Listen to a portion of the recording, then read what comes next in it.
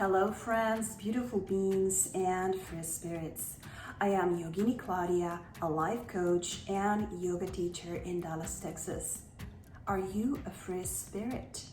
If you're watching this channel, you probably are, because you're not happy with the answers that you have been given and you want to know more. Today, we're going to talk about the Four Yogas of Vedanta and how you can use them in difficult times.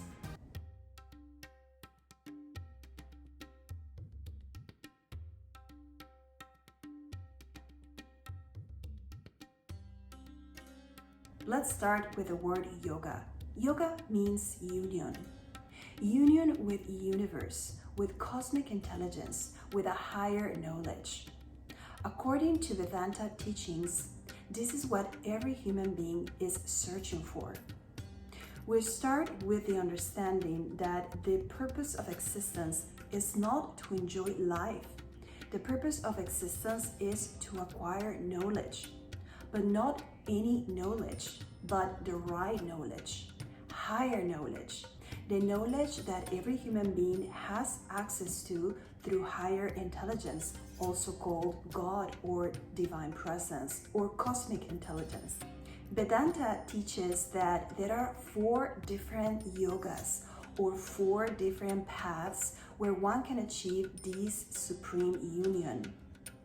The first yoga is Jnana Yoga, and this is the path of self-inquiry, the path of knowledge. The second type of yoga is Raja Yoga. Raja Yoga is the yoga of meditation, or the path of meditation. Then we have the third type of yoga, which is Bhakti Yoga. Bhakti Yoga is the path of love and devotion. And lastly, the fourth yoga is Karma Yoga, and this is the path of selfless work or selfless action. Vedanta says that one can't use any of these four paths to achieve self-realization or the supreme union with the divine. Jnana Yoga teaches us how to address or approach life's big questions, like, do we have a soul? What is the nature of spirit or soul? What happens when we die? Is that the end of life after death? All of these questions have created different bodies of philosophies. One of the most poetical of the Upanishads begins with the following quote: "When a man dies, there's dispute. One party declares that he has gone forever. The other insists that he is still living. Which is true? Does the soul create the body, or the body creates the soul? What makes the body? What keeps all these particles together? And what force came into play to create this specific body different from another body?" This force called soul is the mystery of life. And to say that the body creates the soul is like putting the cart before the horse. Everything that has a form requires something to move it, to put it into creation. According to Vedanta, this force is the soul, also called Atman in Sanskrit. There are three layers of the body. The first layer is called the gross body, and this is the body that you can see, feel, and touch. The second layer is the light body or the bright body, and it is believed that this is the body that holds the mind and the memories.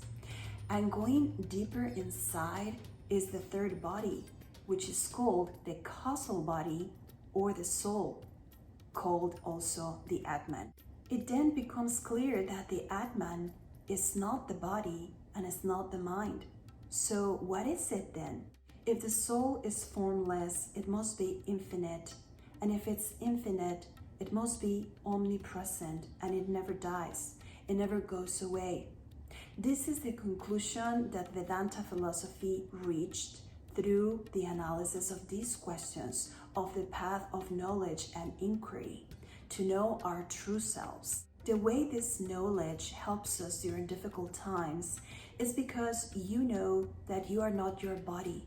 You are not your thoughts, your mind, or your memories. You're not even your past experiences or the experience that you're going through right now in the present moment. You are the infinite soul that is omnipresent and is part of a universal consciousness. And it's this discovery that gives us the strength to go through difficult situations. Swami Vivekananda always said that every soul is potentially divine. When we understand that human beings are infinite and not bound by space and time, we become free. Raja Yoga is the path of meditation. Raja Yoga was developed from the human need to experience things by ourselves. We don't want someone to tell us what the truth is. We want to experience it for ourselves. And this is what Raja Yoga teaches through meditation.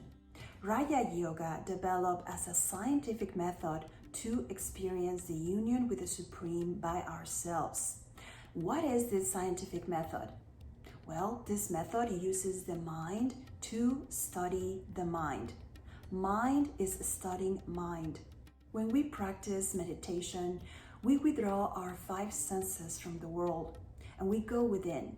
Through the right practice of meditation, the power of attention is guided properly and turned inwards, withdrawing all the senses from the exterior. It is believed that this power of attention and concentration, when turned inwards, it creates rays of light that illuminate everything and provide the knowledge that we are all seeking, universal truth.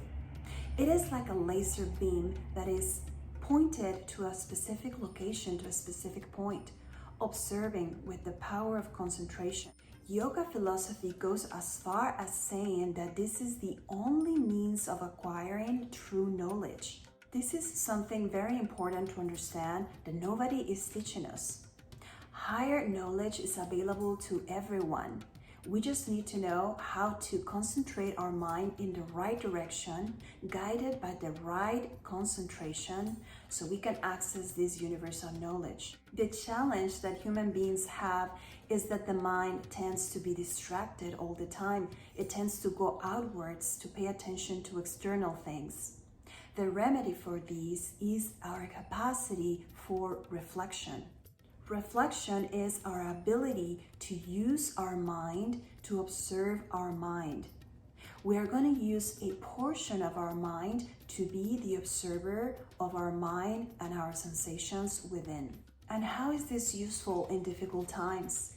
Because it teaches us to go inwards and to concentrate our attention in the right direction, to use your energies in a positive manner. When the mind is pointed inwards, it brings a lot of benefits.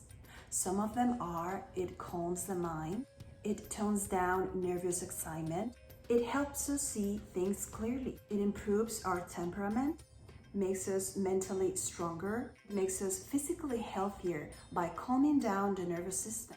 And several teachers say that it also produces a beautiful tone of voice. It also produces many other effects depending on the discipline and the level of concentration that you can achieve. Through meditation, we make our mind work for us and we don't become slaves to our mind. Swami Vivekananda has a quote about this. He says, "The mind is an instrument in the hands of the soul. The soul, or Purusha, is the only thing which is intelligent." Bhakti Yoga is the search for God through love and devotion. It is the science of a higher love.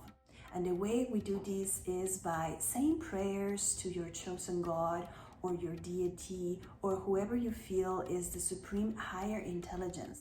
People who do Bhakti Yoga as the path of union with the divine practice selfless love, unconditional love. Is a very pure love focused only on God, on the divine.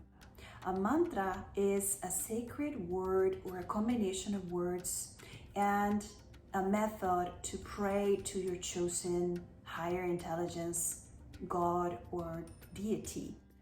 Bhakti Yoga involves a certain self-surrender and calm resignation. This may sound a little conformist. The word surrender sometimes has a negative meaning, but this is necessary so you can lower your defenses, calm the mind and the nervous system, and pour unconditional love into God.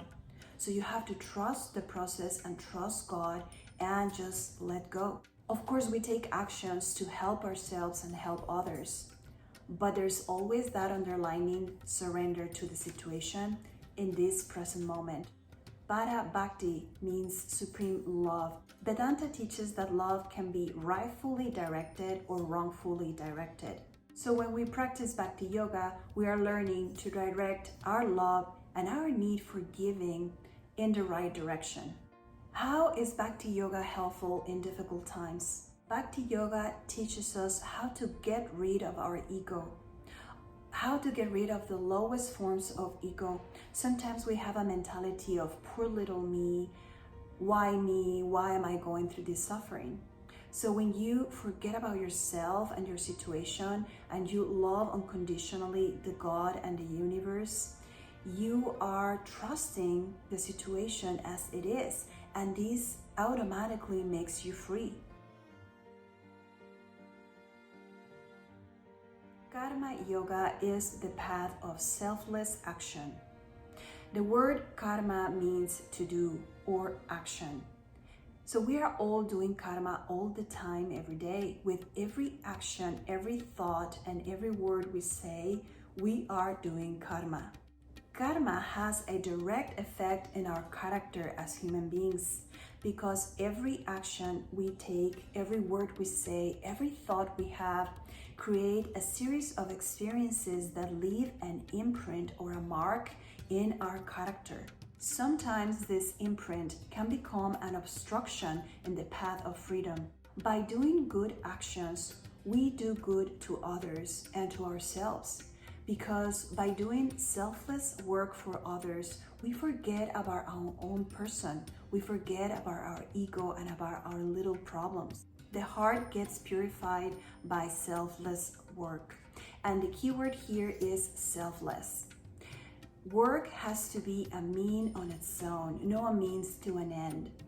We are supposed to be working to provide a benefit to others, not to gain something only. And this is another path of reaching a union with the Supreme or the Divine. The Bhagavad Gita says that we should work by losing ourselves into our work and lose consciousness of ourselves during that work. This is what Vedanta teaches about the Four Yogas, 4 powerful paths where you can achieve self-realization. That's all, friends. Thank you for watching. I hope this was very helpful and it helps you in difficult times. Leave me a comment if you have a question. If you like this video and find it useful, please subscribe by clicking the button below. As always, stay healthy, take care of yourselves, and I will see you in the next video.